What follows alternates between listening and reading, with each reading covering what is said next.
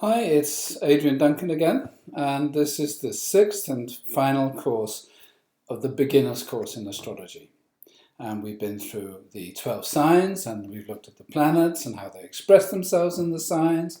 We've looked at the 12 houses and how the planets expressing themselves through the signs reflect concrete kind of events in our lives. Then we looked at the aspects, which is the energy flow between the planets, and which kind of modifies our behavior in many ways. And in the last course, we looked at synthesis. In other words, like what's the best procedure, or what's a good procedure for starting with interpreting the horoscope. Like you look at the ascendant and the ascendant ruler and the sign position of the ascendant ruler, the house it's in. You look at the sun, moon.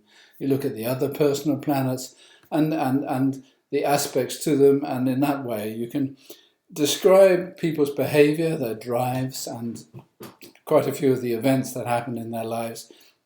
Quite a more practice you have, the more accurate it'll be. But this last course, the sixth course on transits, it's the reason I brought this into a beginner's course where most people might think that transits was like connected with prediction and needs more advanced skills. I don't really think it does. I think transits are quite simple to understand.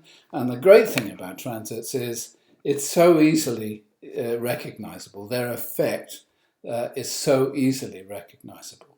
When you describe the transits of the 5 outer planets to people as they transit their birth horoscope and each planet in their birth horoscope, people will really relate to what's happening. And you can also trace events back through your life, and you can see how each of these outer planets specifically affects what's happened in your life.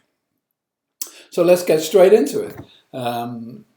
Here's a map of the horoscope, and you can also see the 12 houses there. And in the inner circles, I've shown the 5 transiting planets.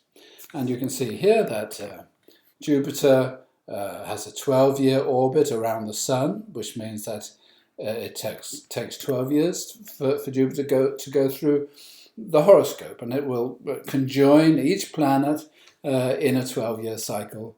Whereas Saturn will take 30 years to do that, Uranus will take 84 years, and Neptune will never get around all the 12 signs in your lifetime.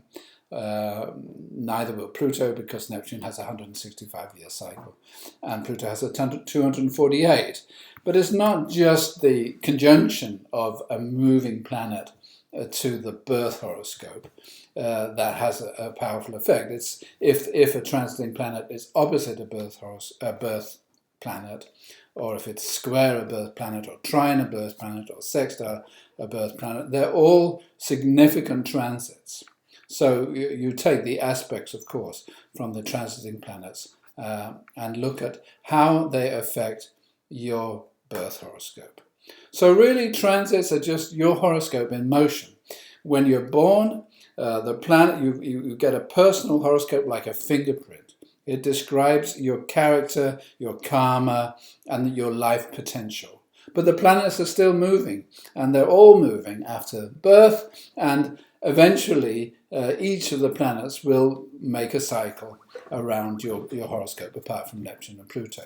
And of course, the moon will make a cycle every month, and the sun will make a cycle, well, the earth will make a cycle around the sun every year.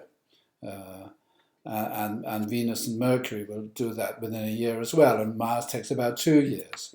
But these inner planets, the transits of the inner planets around your horoscope, they do have an effect. It's just very short-lived, a few days.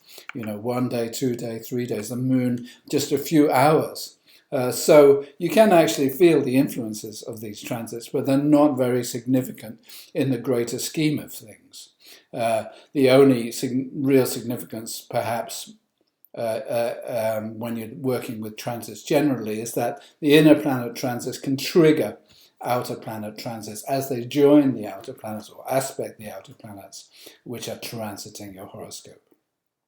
So the inner planets are like trigger mechanisms, but the outer planets their influence through transits will last normally from about 8 months. It'll last about 8 months or even up to 2 years. So it's something that goes on and on and on, and it's easy to kind of to feel and remember what it is. But for people where it's happening, they can be very confused about what's going on, what's required of them.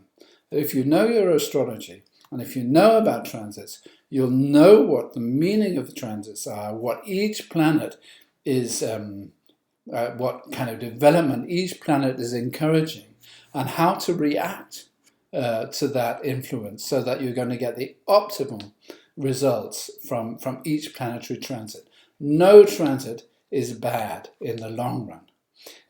It might create problems in the short term, but there's a reason for it. And certain action is required with a transit so that you can make the necessary changes. That are normal changes that we all go through throughout the whole of our lives. The difference is, if you know astrology, you know the meaning of these changes and you know how to act.